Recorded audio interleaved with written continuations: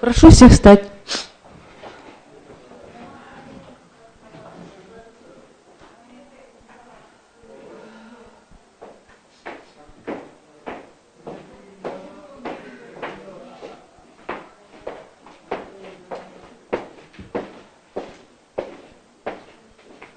Провозглашается решение Конституционной палаты. Именем Кыргызской Республики решение Конституционной палаты по делу о проверке конституционности пункта 4 части 2 статьи 19 Закона об адвокатуре Кыргызской Республики и адвокатской деятельности с обращением Тохтаматова. 17 апреля 2019 года. Конституционная палата в составе председательствующего судьи Мамерова, судей Абдиевой, Дарбековой, Бабукеевой, Хасмалиевой, Кыргызбаева, Нарымбековой, Ускумбаева, Усмоновой, Салаева, пресс-секретаря Кенесариевой с участием обращаясь стороны Тохтаматова, его представителя Туроева, стороны ответчика Рызбекова, представителя Джорг Кенеша, иных лиц, Букамбаевой, Мурзалиевой, представителей аппарата президента по доверенности, Айтбаева, представителя Генеральной прокуратуры по доверенности, Акулуева, представителя Министерства юстиции по доверенности, Раимкулова или представителя адвокатуры Кыргызской Республики. Руководствуясь частями 1.6 статьи 97 Конституции, статьями 4, 18, 19, 37, 42 Конституционного закона о Конституционной палате Верховного суда Кыргызской Республики, рассмотрел в открытом судебном заседании дело проверки конституционности пункта 4 части 2 статьи 19 Закона об адвокатуре Кыргызской Республики и адвокатской деятельности. Поводом к рассмотрению данного дела явилось ходатайство Тохтаматова. Основанием к рассмотрению дела явилась обнаружившаяся неопределенность в вопросе о том, соответствует ли Конституции пункт 4 части 2 статьи 19 Закона об адвокатуре Кыргызской Республики и адвокатской деятельности, которым установлен запрет на получение лицензии гражданину, лишенному лицензии на право занятия адвокатской деятельностью. Заслушав информацию судьи докладчика Ускумбаева, проводившего подготовку дела к судебному заседанию, и исследовав представленные материалы, Конституционная палата установила. В Конституционную палату 19 ноября 2018 года поступило ходатайство Тохтаматова о проверке соответствия пункта 4 части 2 статьи 19 Закона об адвокатуре Кыргызской Республики и адвокатской деятельности статьям 16, 18, 20 и частям 2.3 статьи 42 Конституции. Как следует из ходатайства, существующее правовое регулирование, предусмотренное пунктом 4 части 2 статьи 19 Закона об адвокатуре и адвокатской деятельности, не позволяет гражданину, ранее лишенному лицензии на право занятия адвокатской деятельностью, повторно получить такую лицензию. Тем самым, по мнению заявителя, оспариваемая норма создает препятствия для осуществления гражданами Кыргызской Республики права на свободное использование своих способностей, предусмотренной частью 2 статьи 42 Конституции, согласно которой каждый имеет право на экономическую свободу, свободное использование своих способностей и своего имущества для любой экономической деятельности, не запрещенной законом. Также частью 3 указано в статье, как утверждает заявитель, часть 3 указанной статьи, как утверждает заявитель, признает право каждого на свободу труда, распоряжаться своими способностями к труду, на выбор профессии, рода занятий, охрану, условия труда, отвечающие требованиям безопасности и гигиены. Субъект обращения отмечает, что оспариваемая норма, помимо ограничения права гражданина на повторное получение лицензии на право занятия адвокатской деятельностью, также несет в себе дискриминирующее положение, нарушающее требования статьи 16 Конституции, налагающее запрет на дискриминацию и гарантирующее равенство всех перед законом судом. Так, граждане, уволенные из правоохранительных и других государственных органов в связи с совершением дисциплинарного проступка, а также досрочно освобожденные с должности судей в связи с безупречностью поведения, имеют право на получение лицензии на право занятия адвокатской деятельности по истечении 1 года со дня освобождения. А лица, ранее занимавшиеся адвокатской деятельностью, лишенные соответствующей лицензии, лишаются права на занятие адвокатской деятельностью пожизненно.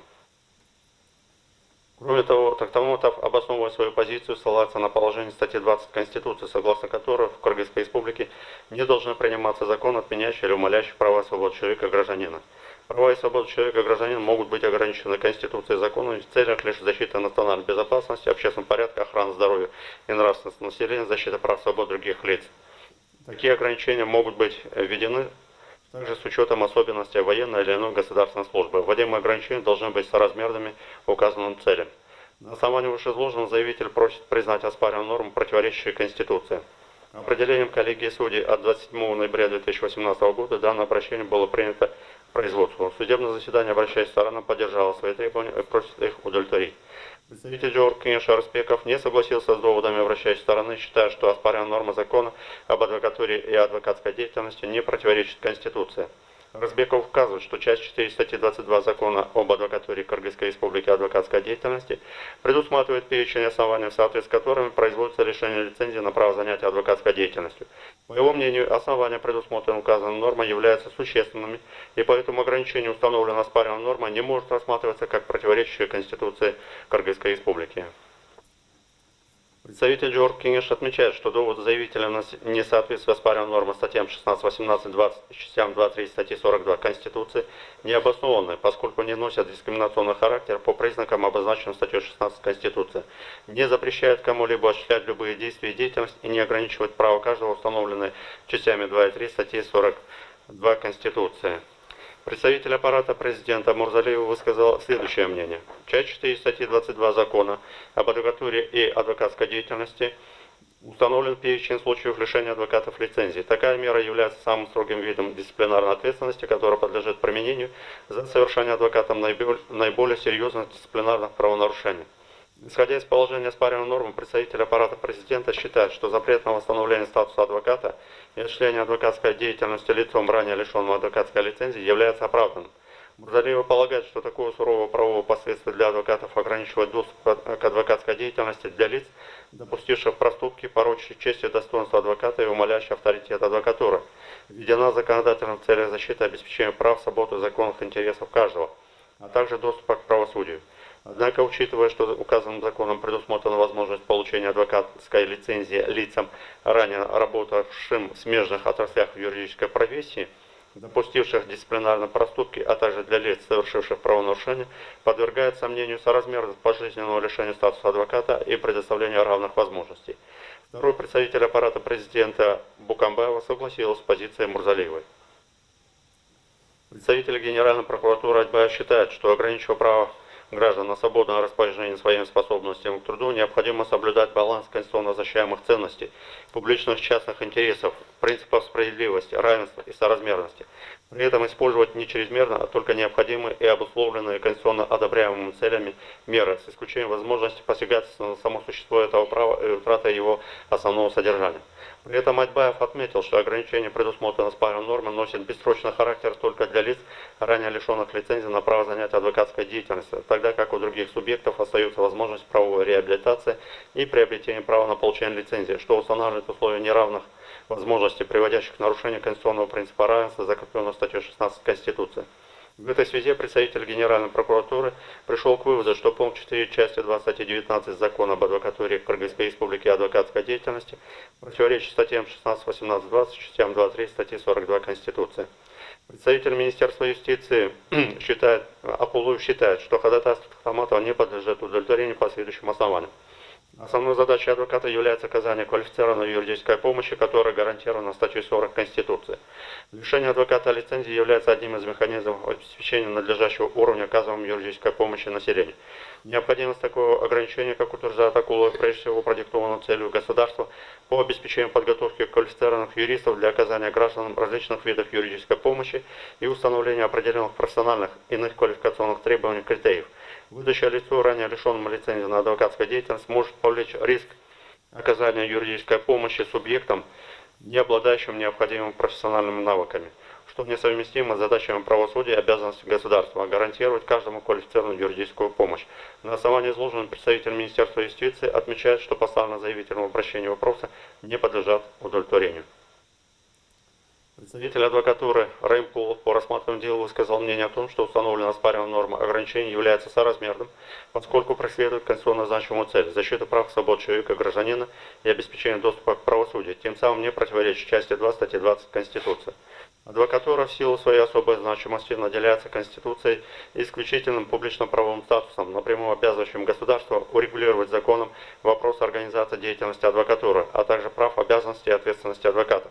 Особая роль адвокатов в отправлении правосудия оправдывает предъявление к ним повышенных требований, направленных на поддержание доверия к профессии. Такая позиция была высказана Европейским судом по правам человека по делу Моррис против Франции. Таким образом, практика Европейского суда по правам человека также показывает, что адвокат имеет особый статус и на него налагаются высокие обязательства по защите прав человека, а соблюдение адвокатом норм профессиональной этики является первостепенным. Ввиду возможного наступления риска негативных последствий, в частности, ненадлежащего исполнения своих обязанностей адвокатами, законодатель обоснованно предусмотрел ограничения в отношении лиц, которые ранее были лишены лицензии на право занятия адвокатской деятельностью в целях недопущения обстоятельств, наносящих урон статусу адвоката. Второй представитель адвокатуры Али отметил, что конституционный принцип, предполагающий равный подход к формально равным субъектам адвокатам, не обуславливает необходимость предоставления одинаковых гарантий лицам, относящимся к разным категориям.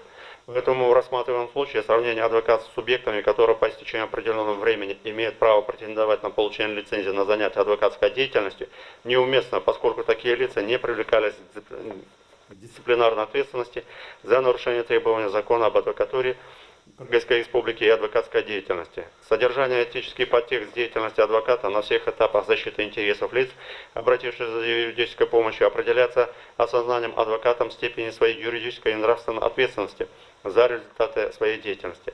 В этой связи особые требования при допуске к адвокатской деятельности должны рассматриваться как социально оправданные необходимые требования, вытекающие из Конституции Кыргызской Республики. Конституционная палата Верховного суда Кыргызской Республики, обсудив доводы сторон, выслушав мнение иных лиц и исследовав материалы, дело пришла к следующим выводам. Первое. В соответствии с частью 4 статьи 19 Конституционного закона Конституционной палаты Верховного суда Кыргызской Республики, Конституционная палата выносит акты по предмету затронутого обращения лишь в отношении той части нормативного правового акта, конституционность которой подвергается сомнению. Таким образом, предметом рассмотрения Конституционной палаты Верховного суда Кыргызской Республики по данному делу является пункт 4 части 2 статьи 19 Закона об адвокатуре Кыргызской Республики и адвокатской деятельности. Закон об адвокатуре Кыргызской Республики и адвокатской деятельности от 14 июля 2014 года принят в соответствии с порядком, установленным законодательством, опубликован в газете «Эркинто» 22 июля 2014 года, внесен в Государственный реестр нормативных правовых актов Кыргызской Республики и является действующим. Второе. Конституция Кыргызской Республики, провозглашая права и свободу человека высшей ценностью, требует от всех государственных органов местного самоуправления и их должностных лиц, чтобы смысл и содержание их деятельности заключались в претворении в жизнь этой ценности. Тем самым Конституция закрепляет такой подход к построению государства, когда взаимоотношения в обществе выстраиваются от человека к государству, где признается самоценность человека и его субъективных прав, а государству отводится созидательная роль и социальное назначение. Вид и мера поведения каждого человека зависит от его интересов, обусловленных личными качествами и своеобразностью мировосприятия, что в итоге формирует его место в социуме. Проявление индивида происходит в обществе, в связи с чем возникает естественная потребность в определенном поведении человека, когда он должен соизмерять свои права и свободы с интересами остальных. Государство становится выразителем публичного интереса, когда в своей деятельности выражает и соблюдает интересы всех своих граждан. Ответственный интерес и признают государством и признанный государством общественный интерес реализуется в нормах права. Исходя из этого, первостепенной задачей государства на пути построения правового демократического государства является установление такого справедливого баланса, когда соблюдение прав и свобод личности обеспечивается в сочетании с общественными интересами, образуя при этом благоприятную среду для жизнедеятельности и свободного развития каждого индивида. Между тем, при возникновении необходимости регулятивного разрешения конкретной правовой ситуации, требующей сбалансированного подхода к частным и публичным интересам, не всегда можно ограничиться публично-правовыми методами мягкого регулирования. Тогда государство вынуждено вводить запреты и иные ограничения императивного характера, без которых решение общезначимых задач становится невозможным. Поэтому часть 2 статьи 20 Конституции допускает возможность ограничения прав свобод человека и гражданина, однако при этом строго очерчивает ее границы целями, для достижения которых они могут быть введены. Так, согласно данной норме, права и свободы человека и гражданина могут быть ограничены Конституцией и законами в целях защиты национальной безопасности, общественного порядка, охраны здоровья и нравственности населения, защиты прав и свобод других лиц. Такие ограничения могут быть введены также с учетом особенностей военной или иной государственной службы. Вводимые ограничения должны быть соразмерными указанным целям. По смыслу Конституции законодатель, охраняя вышеуказанные общегосударственные интересы, обязан исходить прежде всего из недопустимости искажения самого существа конституционного права и свободы, а также из того, что он не имеет ограниченную свободу усмотрения в этом вопросе. Соответственно, он может использовать лишь те средства и способы защиты, которые для конкретно правоприменительной ситуации исключает возможность несоразмерного ограничения прав и свобод человека и гражданина. При этом публичные интересы, перечисленные в части 2 статьи 20 Конституции, могут оправдывать ограничение прав и свобод только в том случае, если они адекватны необходимому результату и будут своевременно устраняться по мере изменений причин, вызвавших необходимость их введения. Таким образом, неукоснительное соблюдение вышеобозначенных правил введения ограничений прав и свобод человека и гражданина, ясности и однозначности их применения в конкретных правовых отношениях – это необходимые условия для легитимности вводимых государством ограничений. Третье. Учитывая, что институт адвокатуры призван гарантировать соблюдение провозглашенных в Конституции прав и свобод человека, а также участвовать в выполнении такой важной государственной функции, как отправление правосудия, деятельность адвокатуры регламентирована государственно-властным предписанием, а именно законом об адвокатуре Кыргызской Республики и адвокатской деятельности, который предусмотрел ряд ограничений для лиц, претендующих на занятие адвокатской деятельностью. Так, в соответствии с частью 2 статьи 19 вышеуказанного закона, лицензию на право занятия адвокатской деятельностью не может получить гражданин, признанный недееспособным или ограниченно дееспособным в порядке, установленном законодательством Кыргызской Республики, имеющий непогашенную или не снятую судимость, уволенный из правоохранительных и других государственных органов в связи с совершением дисциплинарного проступка в течение 1 года со дня увольнения, ранее лишенный лицензии на право занятия адвокатской деятельностью, досрочно освобожденный с должности судьи в связи с небезупречностью поведения в течение 1 года со дня освобождения. Введение таких ограничений вызвано тем, что деятельность адвокатуры носит публично-правовой характер, поскольку обусловлена обеспечением конституционной гарантии по охране прав и свобод личности, а также достижением целей правосудия. Следовательно, закрепление на законодательном уровне повышенных требований к личным и деловым качествам данной категории лиц обоснованно, поскольку от этого напрямую зависит не только эффективность выполнения возложенных на ней задач, но и соблюдение законности при вмешательстве в наиболее уязвимую сферу общественных отношений, как соблюдение прав и свобод личности. В этой связи оказание на профессиональной основе гарантированной Конституцией квалифицированной юридической помощи, соответственно, требует определения особого порядка и условий ее осуществления. В своих решениях Конституционная палата неоднократно выражала позицию относительно повышенных требований к уровню квалификации адвоката. В частности, государство при выполнении конституционно значимой задачи по построению эффективной системы правосудия и обеспечения всеобщего доступа к средствам квалифицированной юридической помощи не может обойтись без специальной системы отбора лиц, на которых будет возложено предоставление юридической помощи. Поэтому государство обязано устанавливать определенные профессиональные иные требования к адвокатам, а также определять необходимые условия допуска тех или иных лиц к профессиональной адвокатской деятельности, поскольку от качества оказываемой ими юридической помощи зависит эффективная защита прав и свобод человека и гражданина. Решение Конституционной палаты от 14 февраля 2018 года. Установление специальных квалификационных требований к лицам, оказывающим юридические услуги, соответствует и международным стандартам.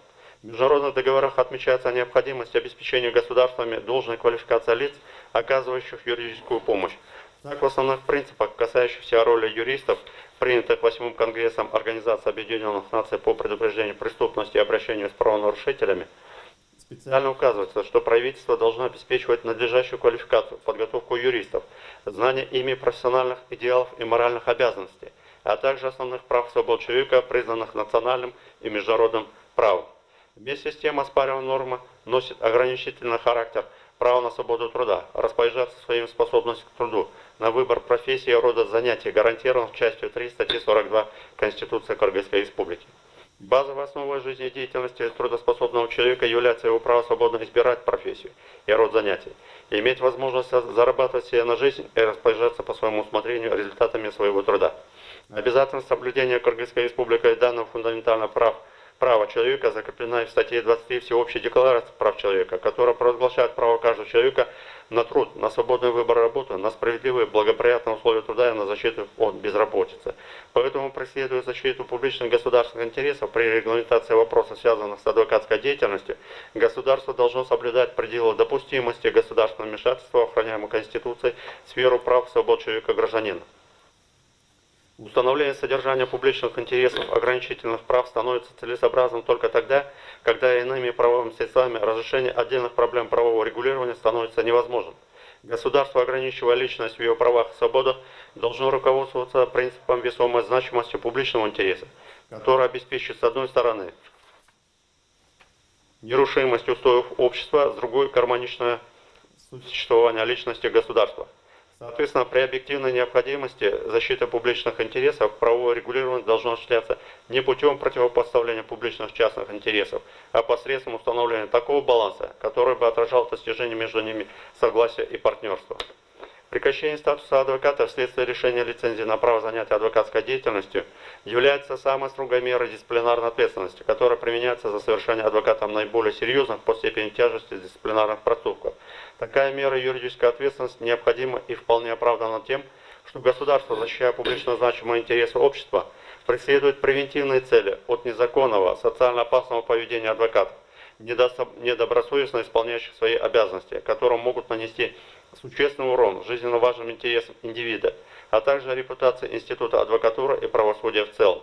В этой связи такой вид юридической ответственности, как лишение лицензии, соответствует конституционным целям, поскольку позволяет обеспечить реализацию конституционного права каждого на получение квалифицированной юридической помощи и защиту их интересов в суде.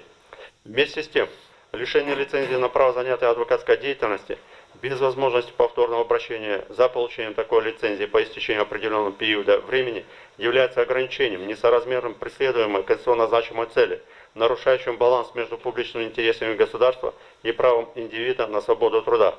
Следует отметить, что в то же время пунктами 2, 3 и 5 части 2 статьи 19 Закона об адвокатуре Кыргызской Республики и адвокатской деятельности предусмотрены условия, при которых отдельные субъекты, уволенные из других государственных органов по негативным основаниям или осужденные, могут получить адвокатскую лицензию при устранении отдельных обстоятельств, либо по истечении определенного времени.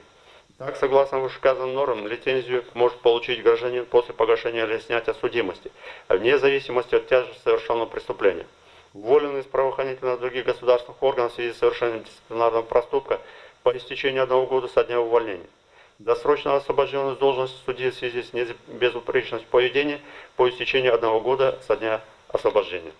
Из смысла и содержания вышеуказанных норм следует, что при условии погашенной или снятой судимости, а также по истечению определенного времени, соответствующим субъектам предоставляется право на получение лицензии на занятие адвокатской деятельностью. Такой подход к правовому регулированию рассматриваемого вопроса включил в себя необходимую меру юридической ответственности, при этом не нарушая конституционных установлений о неокоснительном соблюдении права каждого на свободу труда. Тогда как лицо, лишенное лицензии на занятие адвокатской деятельностью, окончательно утрачивает возможность ее повторного получения. Это означает, что законодатель установил привилегированное положение одних над другими, предоставя больший объем прав для лиц, имеющих погашенную или снятую судимость, уволенным судьям и сотрудникам правоохранительных органов по сравнению с лицами, лишенными адвокатской лицензии. Таким образом, Конституционная палата Верховного суда Кыргызской Республики приходит к выводу, что установление спарной нормы ограничения не имеет объективного разумного оправдания и не соотносится с конституционно назначенными целями. Не предоставление лицам, ранее лишенным лицензии на право занятия адвокатской деятельностью, право на повторное обращение в уполномоченный орган с целью получения новой лицензии по истечению определенного периода времени нарушает принцип соразмерности и входит в противоречие с абзацем 2 части 2, частью 3 статьи 16, частями 1, 2, 3 статьи 20 и частью 3 статьи 42 Конституции. При введении нового правового регулирования следует принять во внимание, что право на повторное обращение за получением адвокатской лицензии, учитывая публично-правовое значение адвокатской деятельности в обеспечении защиты прав и свобод каждого, в том числе при отправлении правосудия, не может носить бесконечный характер. На основании вышеизложенного, руководствуясь пунктом 1 части 6, частями 8 и 9 статьи 97 Конституции, статьями 46, 47, 48, 51 и 52 Конституционного закона о Конституционной палате Верховного суда Кыргызской Республики, Конституционная палата решила: первое. Признать пункт 4 части 2 статьи 19 Закона об адвокатуре Кыргызской Республики и адвокатской деятельности противоречащим абзацу 2 части 2 части 3 статьи 16, частям 1, 2, 3 статьи 20 и части 3 статьи 42 Конституции. Второе. Правительство инициирует соответствующие изменения в действующее правовое регулирование в соответствии с правовыми позициями, изложенными в мотивировочной части настоящего решения. Третье. Решение окончательно обжалованию не подлежит, вступает в силу с момента провозглашения. Четвертое. Решение обязательно для всех государственных органов, органов местного самоуправления, должностных лиц, общественных объединений, юридических и физических лиц и подлежит исполнению на всей территории республики. Пятое. Опубликовать настоящее решение в официальных изданиях органов государственной власти, на официальном сайте Конституционной палаты и в Вестнике Конституционной палаты Верховного суда Кыргызской Республики. Решение сторонам понятно? Да, уже на суд. Заседание суда объявляется закрытым.